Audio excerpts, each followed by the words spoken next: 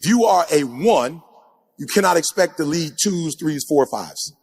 If you're a 1, you can only lead 0s. It doesn't make you a bad person. You just need to focus on 0s. The problem is you are 1 trying to lead 3s. But when you become the right person and you become a 10, you become a leader. Why? Because 9, 8, 7, 6, 5, they follow you. So listen to me. When we leave, I'm going to walk you through some stuff, but before we leave, I just need you to be the right person.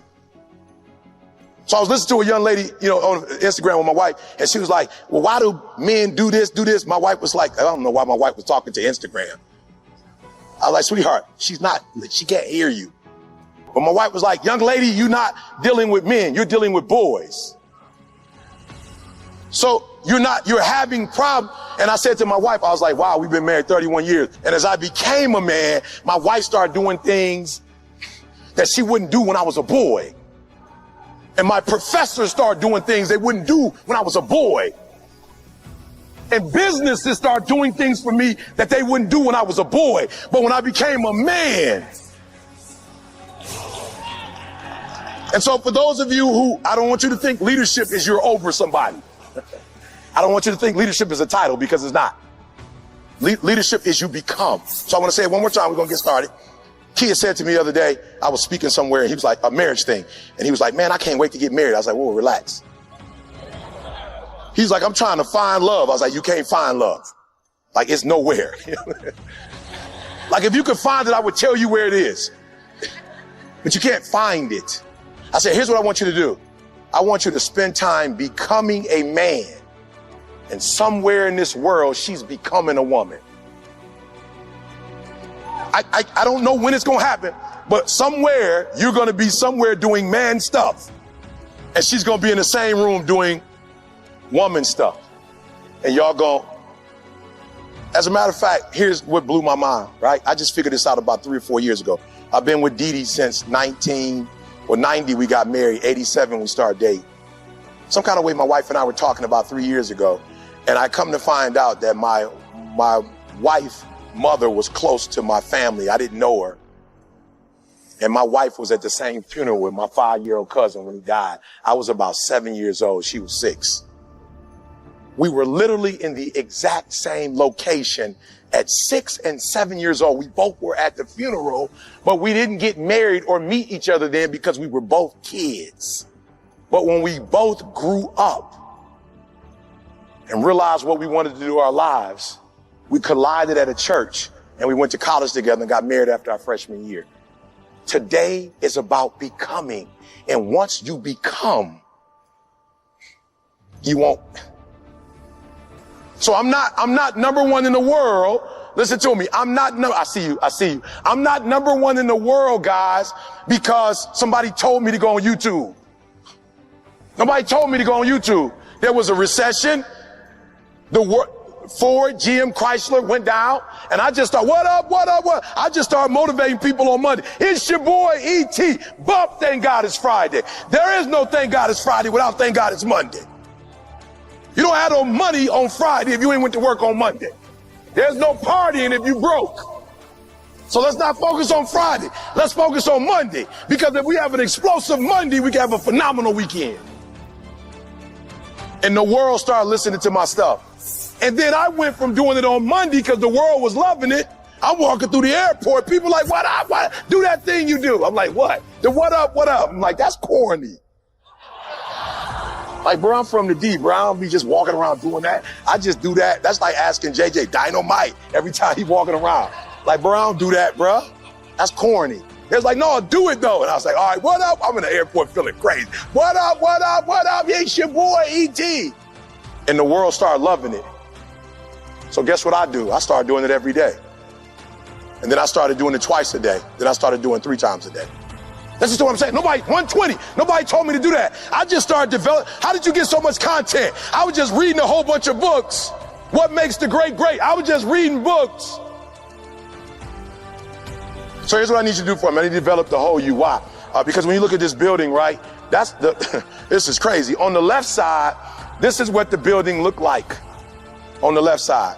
And I wish you could see the big pictures, like palm trees, the ocean is right there. This is in Miami. It's beautiful. But when you look on the left side, what happened was somebody was more concerned with the glass on the outside. Somebody was more concerned with the countertops. Somebody was more concerned with the marble floor. Somebody was more with the chandeliers. And they came in and saw it and spent thousands of dollars to be in this. Somebody didn't do the real work. And one day, because they didn't do the real work, the whole building crashed down. You say, Eric, the whole building didn't crash down. It's just the right side. Listen to me very closely. When the right side came down, guess what happened? Everybody lived on the left side got out of it. So the whole building crashed. What I'm telling you today is you can make money if you want to. And if all you do is make money, I promise you, you're going to crash. Why? Because money does not solve every challenge. When my wife got MS, I couldn't just sprinkle money over her. When my wife got MS, we had to go to prayer. We had to go to God. And people said, when Dee Dee got MS, Eric, it didn't look like it bothered you. What happened? I said I had been praying for 20 years at 3 o'clock in the morning, every day, 20 straight years. So when she got sick, I just got up the next day and took it to God. And if you see Dee Dee today, you wouldn't even know she had MS. Why? Because prayer solves some things money can't. But I can't.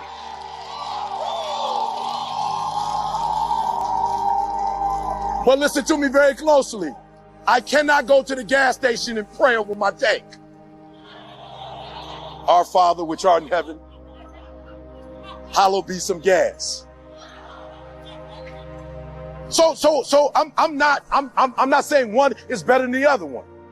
I'm saying when we die, if there is a heaven, you can't take your money there. I'm saying health, right? Right? Listen to me. Whatever, mass, if that's what it takes. I don't know. But I wake up every day and I'm worried about my immune system. I'm doing 30 minutes on the Peloton. I'm running a half hour, hour a day. Listen to me. I'm taking vitamin D, vitamin C. Are you hearing what I'm saying? I'm getting my cardio up. I'm trying to tell you it ain't just one thing. You can't just do one thing. You have to be balanced all around. You can't just be obese and just take a shot. No, listen to what I'm trying to tell you. I'm telling you the truth. I could be like an entertainer and tell you a lie. You got to do the whole thing. Why don't you develop you? Why don't you develop you? They've developed a company, a phenomenal company. Now it's time for you. Listen to me very closely. I don't care how much money I give you. You're going to blow it if you're not financially developed. And what do you mean by that, Eric? Here's how I blew up. I blew up because just maybe last 2020, my wife MS, so I moved her to California only in the winter. It's a vitamin D deficiency, so we live in California in the winter. It's rough in Detroit on her body. Listen to me very closely. I live in listen to me. When people come to my house, they like, yo, you the number one motor. My boy Willie Moore Jr. just came. He was like, you E.T. And he walked in my house like, bro, you live in a 2,300 square foot home. I was like, actually, it's 2,278 square feet. Not quite 2-3. That's how I blew up. Because I never bought a house to impress people. I bought a house to take care of our needs. No, I'm not saying there's nothing wrong with a big house or a mansion. I'm not saying that. I'm just telling you, when I bought my house, I didn't buy for you. I bought for us. I didn't buy so you could come over and go, whoa. And so when my boy left, he said, man, E, I've never seen that in my life. I was like, seen what? He was like, the peace that's in your house. That's whole. He didn't say nothing about the car. He didn't say nothing about the 2 paintings my wife had that she bought from Home Goods. He didn't notice the Home Good. He didn't notice the artwork. It took her hours to find those pieces. He said, I never got that type of rest before. There's a spirit of one accord in your home. There's a spirit of peace in your house. So I need y'all to do me a huge favor. Need you to do me a favor. Don't hang your hat on one area of your life and think you're successful.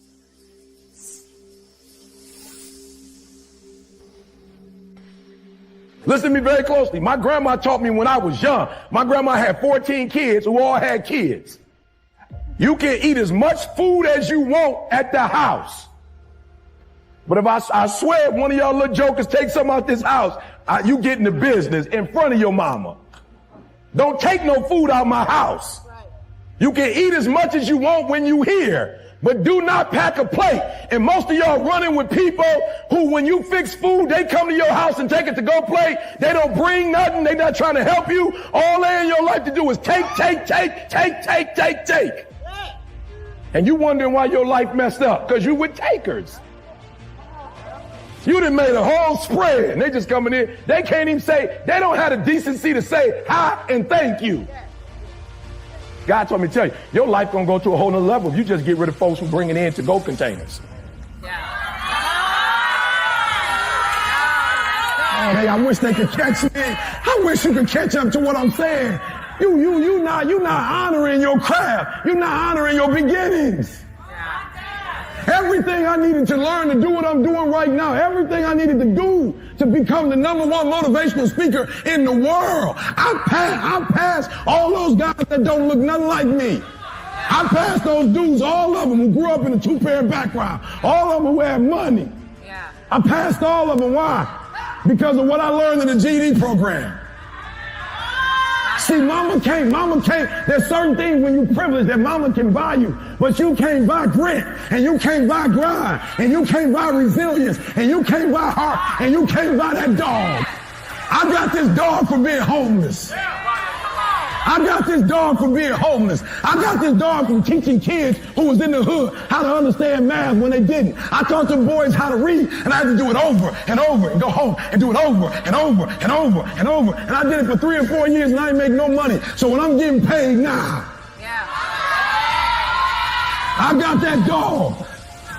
I'm getting paid now because the homelessness didn't break me. The trash cans didn't break me.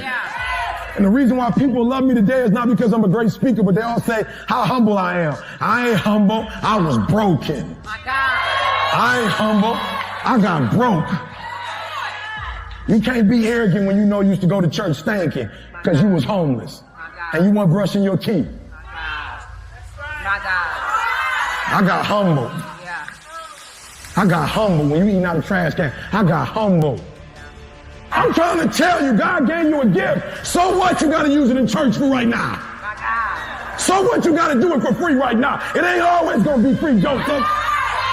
It ain't always going to be free, Joseph. Your brothers you ain't going to always be under your brothers, Joseph. One day they going to bow down to you, Joseph. So you got to start in Potiphar's house. You got to start in the prison. But one day, you're going to listen to me very closely. One day, you will do the exact same thing. You just will do it on a bigger level. Go back and read the Bible. Joseph didn't do anything different than he did in Potiphar's house. He didn't do anything different in prison. He did the exact same work. But because he used what God gave him. So do me a favor, some of y'all in this room, you left daddy and you need to come back home. Listen to me. The reason why I'm telling you to come home is because you left daddy and you ain't no better off when you left. Ain't nothing happening in your life that should keep you from coming back to the home other than somebody being real with you and telling you get your butt back home. So there's a group that you were churched. You were. And you left God because you wasn't feeling the trainer. You wasn't feeling the trainer. You weren't feeling the regimen he put you through. You weren't feeling the process. You weren't feeling how he did it. But let's be real. How he did it works. It works. The stuff I hear at 3 o'clock and what daddy tell me to do, sometimes it don't make sense. But it does not have to make sense. He's Alpha and Omega. And I tell my babies all the time, it ain't nothing wrong with helping, but you can't help when you ain't got nothing. You got to have something first before you can help somebody. I couldn't do this if I was broke. The plane tickets cost money. The hotel I'm staying at in Buckhead costs money. I couldn't do this if I was broke. I couldn't be a blessing of you if I was broke. And most of y'all, you broke and you trying to bless somebody when you broke. You ain't that desperate for company. You can't be that desperate to have somebody at your house. And he keep eating at your house but going to stay at her house.